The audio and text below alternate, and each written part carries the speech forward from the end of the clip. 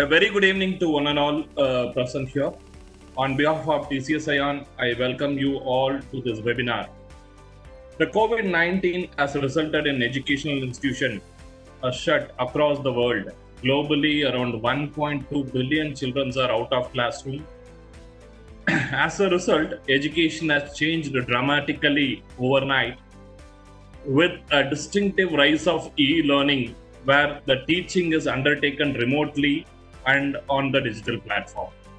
Research suggests that a good online learning will increase the retention of information and it takes very less time, meaning the change which caused by COVID-19 have caused which is going to stay here for a very longer time, and this is going to be a new normal. As discussed, to discuss this on how the higher education universities are planning to deal with such changes, we have our two distinguished guests today. They will share their insight on how university leadership are viewing the future of online education in wake of such crisis. It is our pleasure to honor to welcome the guest speaker. First, I would like to welcome Dr. Naveen Seth. Professor Naveen Seth, as Vice Chancellor of Gujarat Technical University since 2016, a renowned educationalist and administrator. He obtained his PhD degree from Saurashtra University, Rajkot. He also served as a member of chairman and various committee of UGC, AICTE, TST. He has been an advisor and later on a member of GPSC. His exuberant involvement in R&D as recognized by 100 plus publication, including 65 technical papers in renowned national and international research journals. Professor Seth has received a multiple award, including a Lifetime Achievement Award from Delhi University and the World Educational Convention. We welcome you, sir. Thank you. Thank you. And next, I would welcome to Dr. Sharad Mashikar. Dr. Sharad Mashikar is the Vice Chancellor of NMIMS deemed to be university. He has earned a doctoral degree from IIT Mumbai. He started his career in an engineering. He has his credit several research papers in international and national journals. He has been awarded a Best Dean Award at 8th Innovation Education Awards by DNA. We welcome you, sir. Thank you. Thank you, Manikandan. So thank you for being here. And my first question to Dr. Sharad, sir.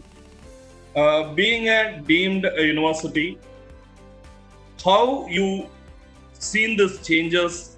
How you overcome this lockdown? Yeah, thank you, Manikandan, for the kind introduction. And let me just give an overview of what we did at NMIMS. Immediately after the lockdown, NMIMS think tank got its act together and formulated a strategy to maintain continuity in the academic plan, which was bound to be disrupted a bit.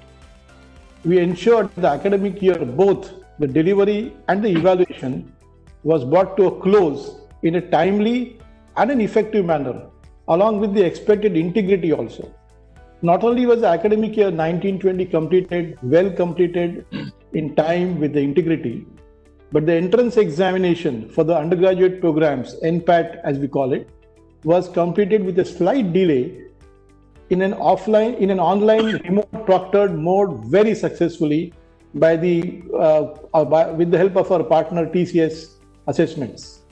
This allowed us to start the academic year 2021 for senior years almost on time, while for the first years we could start with a delay of a month or so. Of course, our effort in the last few years of embedding online courses, moving on to technology infusion in a big way, had helped us a lot in this effort. So I must say that overall, although there was a slight knee-jerk reaction in the beginning, we could manage this situation very well. While delivering online courses, several surveys were carried out in-house, and all of these surveys showed that the online delivery courses were received well. However, keep students, it was difficult for the faculty to keep the students engaged for long periods of time, for say 3 to 4 sessions, which the faculty faced. But with training and gradual orientation of the faculty, I must say that this was gradually well addressed. That is how we have been able to deal with this challenge successfully. Dr. Naveen Sheth, sir, being a state university, having more than a lakh students into the count, and how you manage this COVID kind of a situation and suddenly going completely online, how you manage, sir? Yeah, thank you very much. So my university is the largest university of the Gujarat, having 500 affiliated colleges and about 5 lakh students are there. And all of a sudden, means in the just the end of the terms, there was a sudden lockdown declared. And most of the teachers, they are not using this online mode. I have just surveyed, only 3% teachers, they are using this online and digital platform before lockdown. But immediately after lockdown, we, by our network, and we have trained our teachers with a different tools which are freely available and the other paid tools also. And most of our teachers, they trained well and they have started online teaching classes and they have completed the syllabus. But this long time means a new terms is also, we have conducted the online exam very successfully. The students have appeared not only from Gujarat, there are about students from 22 different states and there are 400 students from outside the India, from 24 different countries. They appeared the exam very successfully, online exam, and we have taken all precautions, the live proctoring and the recorded proctoring and every precautions we have taken, and the results is also declared. So that's we have successfully completed. Not only that, the period is very long. So we have arranged a cultural fest online just to reduce the psychological tensions and other things, yoga session, and lot of students, faculties, they joined in our yoga session, in our culture fest. Even at present, the National Education Policy 2020 is going on with a different topics and different subjects very successfully. So we have overcome this lockdown by this different mode. Thank you. Good to know, sir. It is good to hear that your teaching learning process is very much successful. Even you have a 5 lakh students, committed students under you. But what about your innovation and research program, sir? How you handled the innovation and research? Because where you are personally, you should be in a lab and you should do lots of works in the lab, right? So how you have handled, sir? So, no doubt, our incubation centers where students are gathered from early morning to late night, and all of a sudden it was stopped. But we have connected our students by our network, and the ignite of the mind of a young technocrats. We continue by the different mode, by our different mentors, by the motivators, and students are coming with a different idea, particularly to overcome this situation of the COVID-19. And in our incubation, they have come with a different type of the solutions of this COVID-19. Suppose one of our innovators, he come with a mask. Generally, the mask is just to protection, but he come with a medicated fabrics. Not only the protect, it also kills the viruses. So that type of the different number of different shield a mask is also prepared by one of our innovators during this.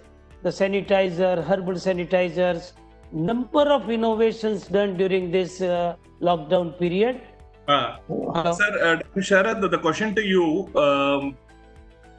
Being an deemed university, already you are offering an offline program, in the sense distance education program online. So everything you have started much earlier. Even your new NEP says that lots of online course to be started for a professional as well as for students.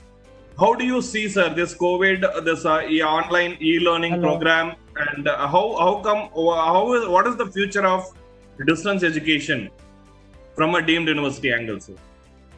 Yeah, thank you, Manikandan, for asking this very valid question and an important question, I should say.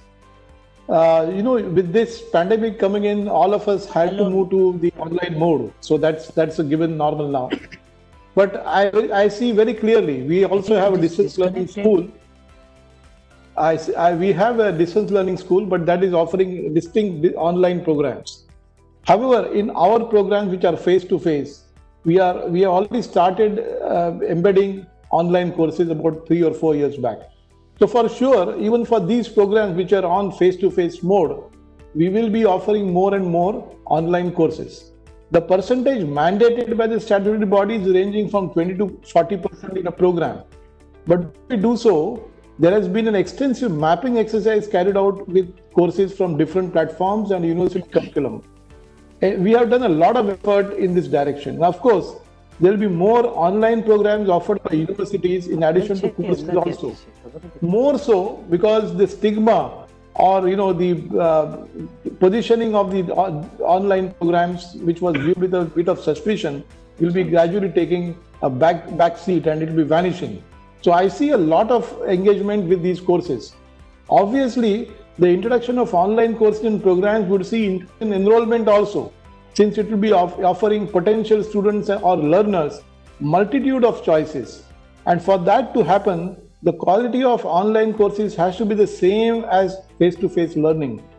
That is where the NEP 2020 has laid emphasis on, and has made right recommendations by saying that you can take online courses provided they are of the same quality like the face-to-face courses. So that's in a way a big challenge for offering online courses, ensuring that the quality of these courses is as good or better than the face-to-face courses. And there will be a lot of innovation in this also.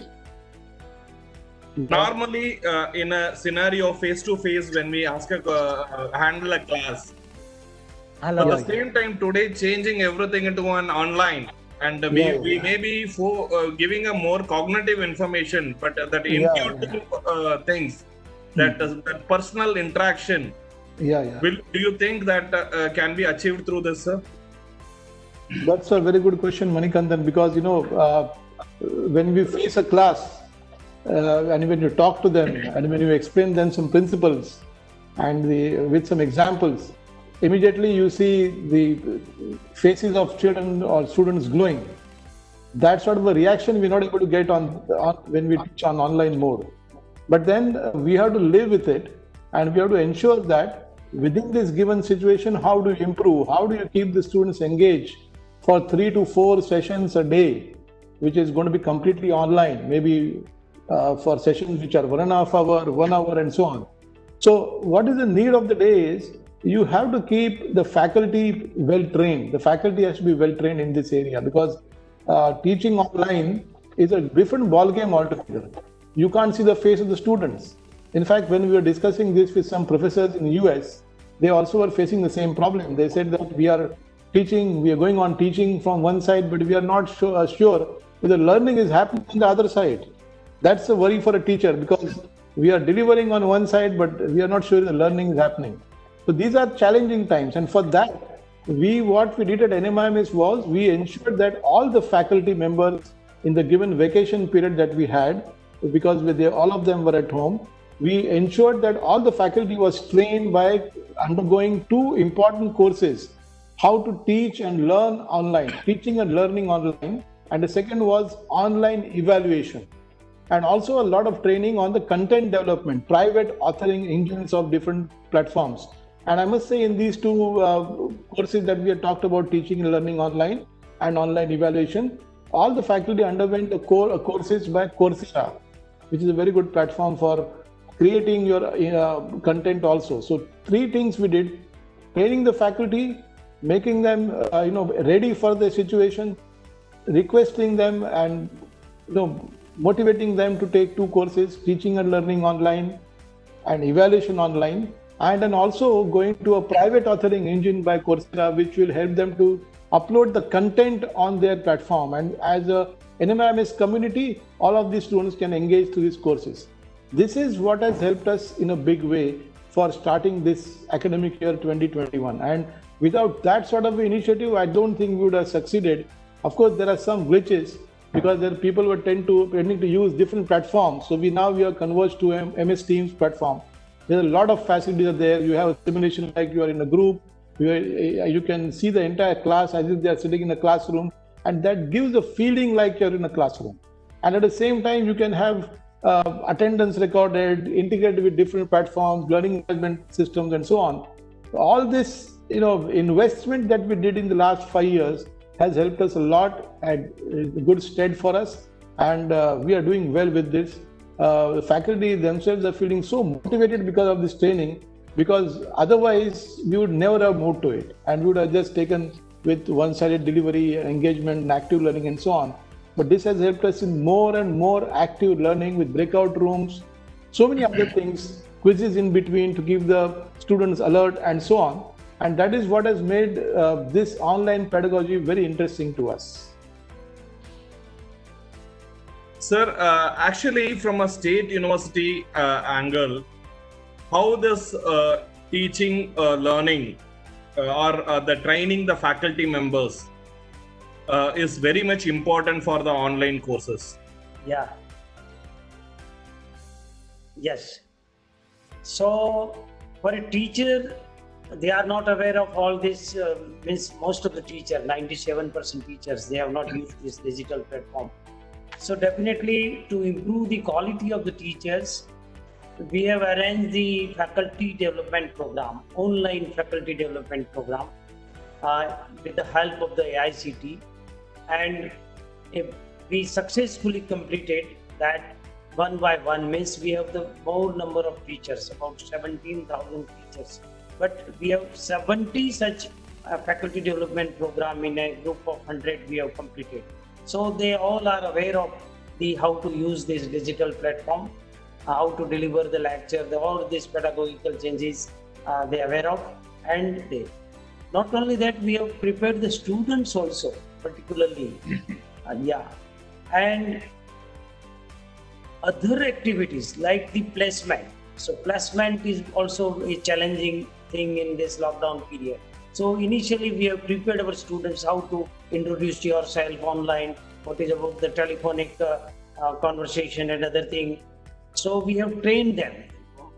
And second thing, we have also joined and arranged this job fair online, and we have completed about 8,000 placement done during this lockdown by this online platform.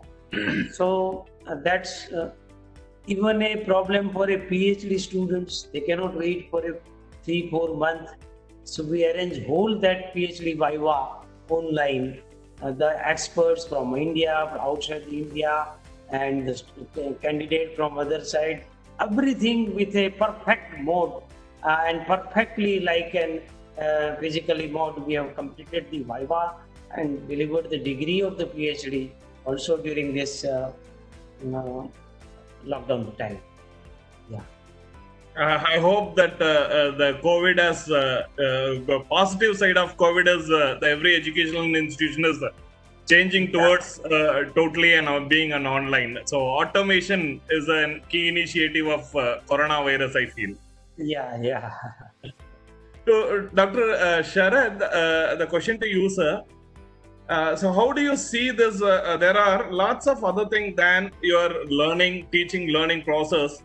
We inbuild lots of activity-oriented things. In the sense, in campus, we bring lots of knowledge other than through a group discussion or being it on the sports. So lots of group team activity.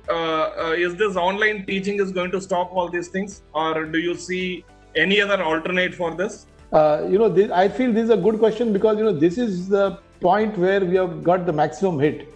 Developing the qualities of a person You can work from home, you can do anything, but then the team building happens on the ground in cultural activities and so on. You see the importance of IPL today now, because the team building has to be on the ground. Sports is the best place where you can have a lot of team building, leadership skills built in. But online, it's a bit of a difficult thing to do it. There's a limitation to which online learning can develop such skills. You can have group discussions and so on, but leadership skills are built in hands-on situation. And there has to be a lot of innovation in this area if you have to inculcate leadership skills and team skills through online mode. But nothing like having an event where activities are to be conducted, challenges are faced, and solutions arrived at first. That way, you can also have a online IPL game. There's no fun in that. The fun really comes on the ground. So that's where I think we have taken a maximum hit. And therefore, we are looking at, quickly coming as early as possible to the physical situation where we can have sports and cultural activities. Many efforts were made to do that in whatever way we could, but I think that's the area where we have got the maximum hit. Dr. Seth, the question is to you, sir. And the same way, the one more angle of seeing it as being an engineering vice chancellor, engineering university vice chancellor, lots of lab or even your experienced area of pharmaceutical things. Without a lab, we can't learn anything. So sulfuric acid and HCl reaction, only I can see it in real, not in online mode, right? So how do you see, sir, or what all the changes can be brought this online e-learning workshop, online workshop, all those things, how it will help the student, or do you see any other challenges in these areas? Definitely, this practical mode in a laboratory. So it is a challenge for us, but with the help of the IIT on a virtual platform, the virtual lab, and our teachers, they are prepared so many slides and with animation and other thing about the experiment also. So students can exactly study that what happened in the reaction and the smokes and other thing. So that type of the innovation by the teachers also, and we are doing and this work at present to solve this situation, but the laboratory required for a full development of a students. Yeah. Thank you very much, sir. Dr. Sharad, the question to you: how do you see NEP as a future for management studies? So, let me go back to what Dr. Seth has said, just to add to his thoughts on the laboratory part of it.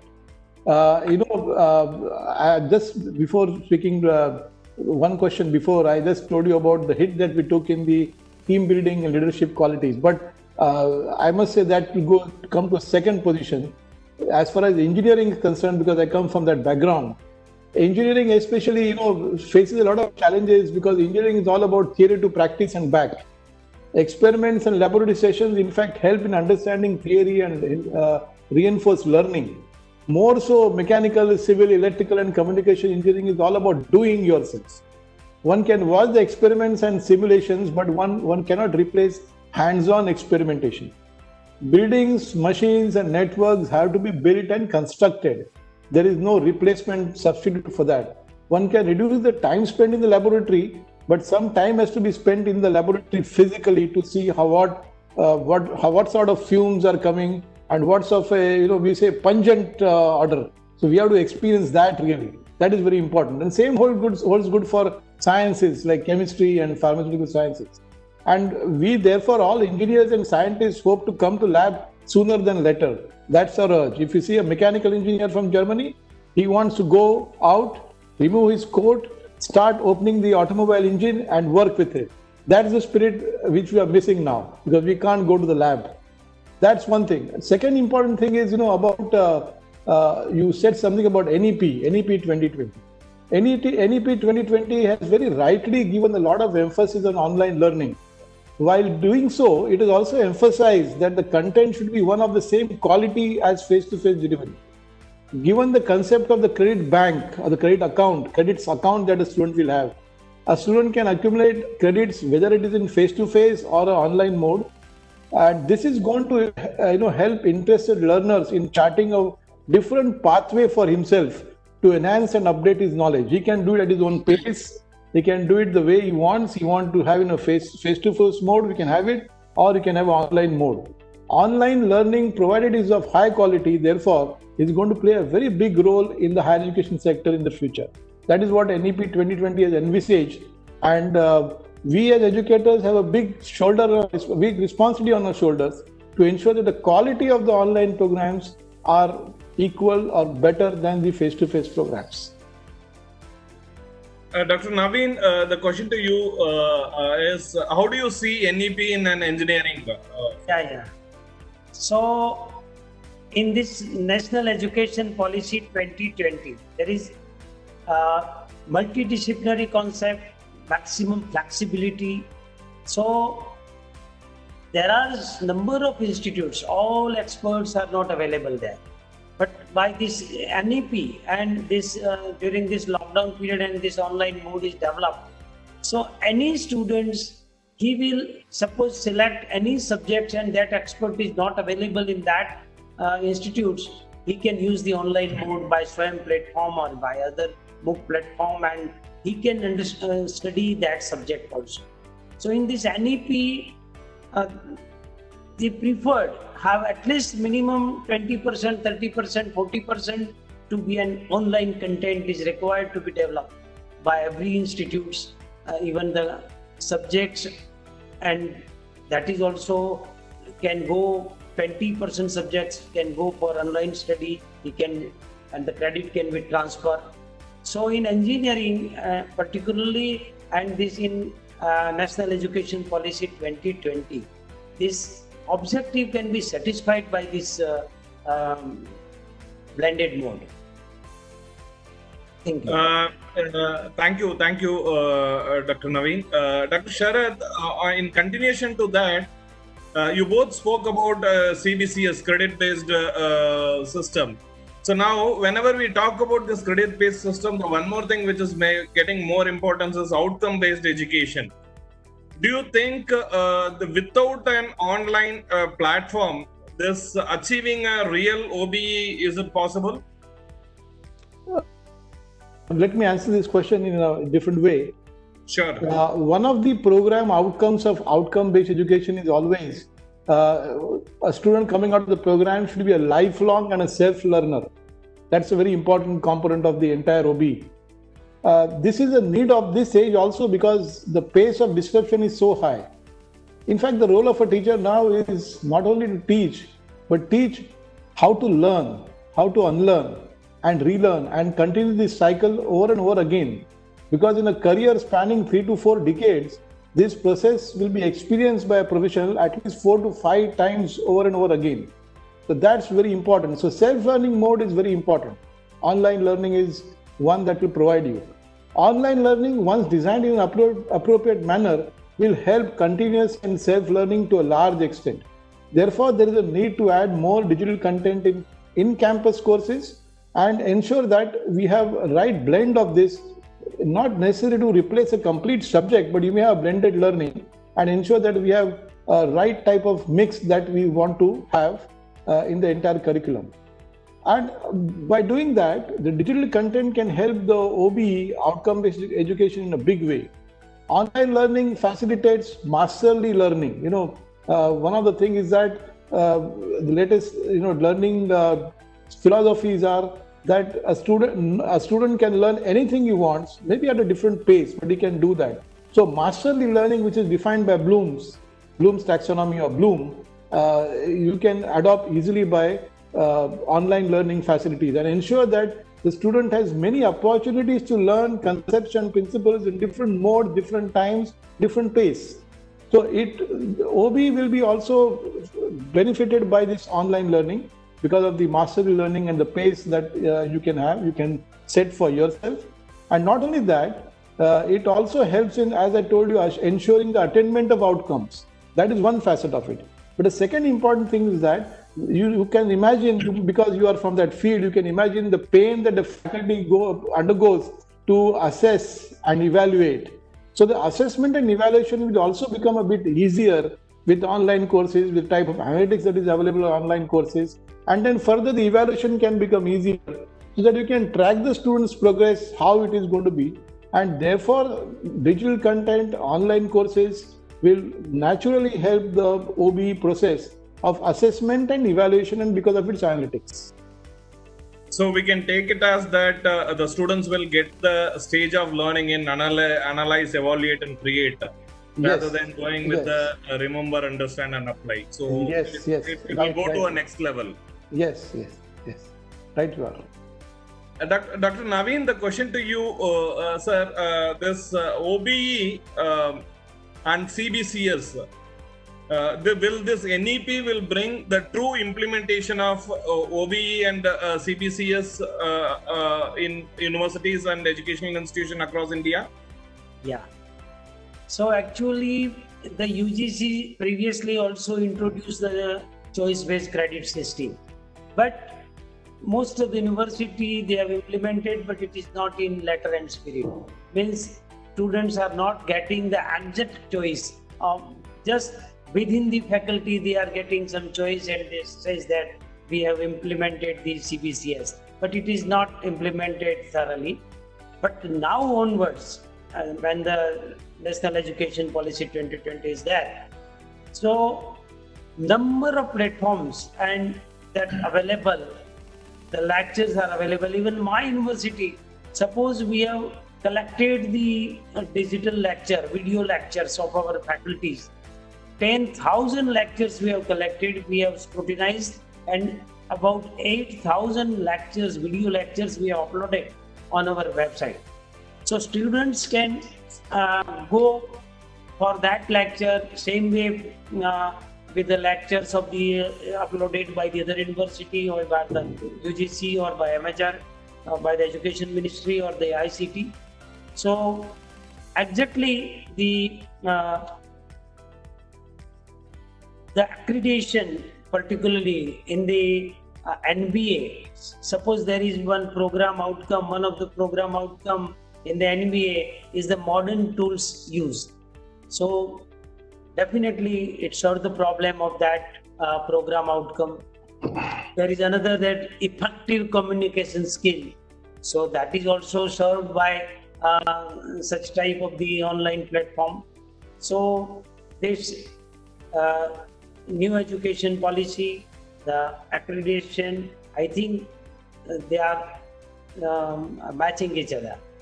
And it served the problem. I have a few audience question for both of you, sir. Dr. Sharath, I would like to start with you.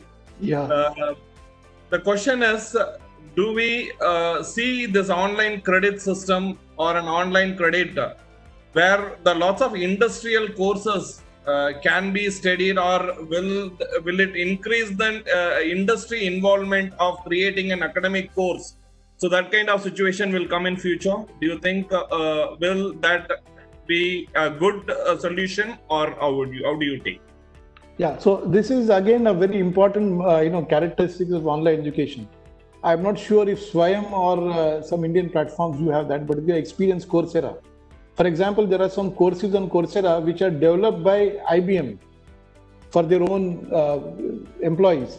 These courses can be also put on our course list, so that the students get a flavor of what is required in the industry. Or for that matter, there are international platforms like MIT courseware, which is used for training the industry. If we do pick up the same courses, then our students will naturally benefit. Last year, for example, we were also partnering with TCS Aon for some courses where we were putting up a course on smart cities. So that was done in collaboration with somebody. So if we do have courses which are built with industry participation, industry collaboration, and this is what the industry maybe is needing, and the same course is undergone by our students here, the industry will get the students who have been trained in this area very easily when they come out. So the blend of industry courses is very important. For that matter, there are some courses now, edX platforms and so many other platforms where not only that, the industry is uploading projects from this, and the projects are then given to students. So the students get a flavor of the projects that are being done in the industry. And then there is some linkage then between the industry and the academia, which is very beneficial.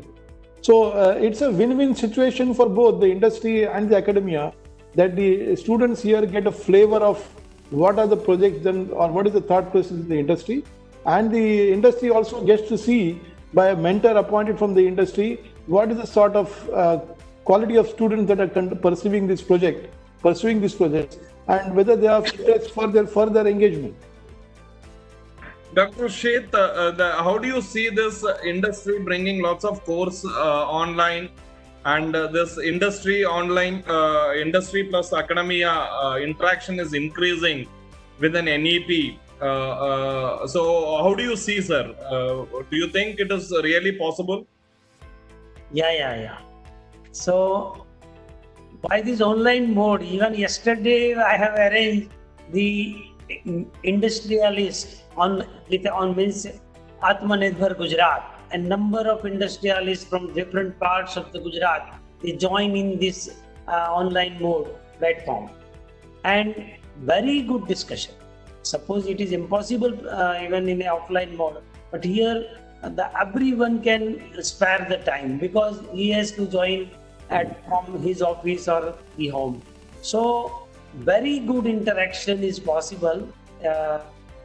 Even this COVID-19 conditions, and in this new education policy, there are maximum the skill-based programs, the vocational programs they have emphasized, not only just exam with just remembering and memorizing the things. So the suggestion from the industrialist, the interaction with the industrialist with the students is very conveniently and very fast it is possible. So definitely this conditions is a blessing in a guess. The one question is slightly deviated from the topic, but even it is good, I thought, to take it up. It is conducting an examination from home.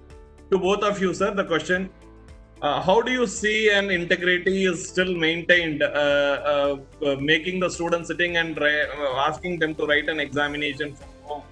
And even some universities have suggested that you open book examination.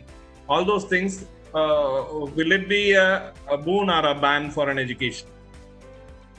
So no doubt that there is a problem with the integrity, but now the solutions are also there.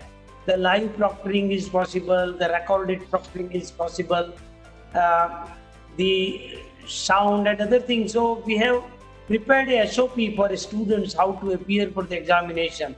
And I think with the same classroom examination and this online examination, we have successfully completed. So no doubt students are very, very smart sometimes, and they are using some other tools and other things, but it is even in an offline examination, that type of the tricks students are using. So I think it is no problem. We can take the exam very successfully in this conditions also. Manikandan, I should narrate to you. Yeah, I should narrate to you our experience about our entrance exam. You know, this was the first time that we were trying to have an online remote proctored exam. And during this, we went through a lot of turbulent times, I must say, because we were thinking that this will be AI and ML based and human proctored based. But, you know, there are so many challenges in these exams that, you know, the connectivity across the country, it's a national problem. You know, in a given family nowadays, the bandwidth is shared between 4 or 5 TVs, 4 or 5 mobile phones. So it's a big challenge. But I must tell you that with the help of AI and ML based proctoring and human proctoring, we could successfully complete exams for about 25,000 students online in 2 days. Similar thing we are now using for our internal assessment, you know, because we have experimented a lot with the students and the teachers. We have now devised methods where we have exam.net, use like your IBA launcher that you have, and then the video Microsoft Teams. In combination of this, we have been able to carry out exams where the integrity of the exams is nearly 90-95%. Now, students will be trying to overcome us. They are more smarter than us, but then we will try to see that we come very near to the ideal situation, at least for this first term exams that we have, and we hope to have. I still have a feeling that a center-based exam or exam where students come and sit, maintaining social distance would be great. But then you have to live with this era and try to find the best solution. Thank you very much, Dr. Sharad. I think we have completed all the questions, whatever has to be covered. And thank you, Dr. Sharad, for giving us more information and making yourself free with your busy schedule and making yourself available for this. And Dr. Naveen, thank you, sir. Thank you very much for making yourself available and answering all the questions, whatever we have asked. And thank you very much, sir. I hope even audience would have been enjoyed the show. And thank you, one and all. Thank you, Manikandan. Thank you for providing an opportunity.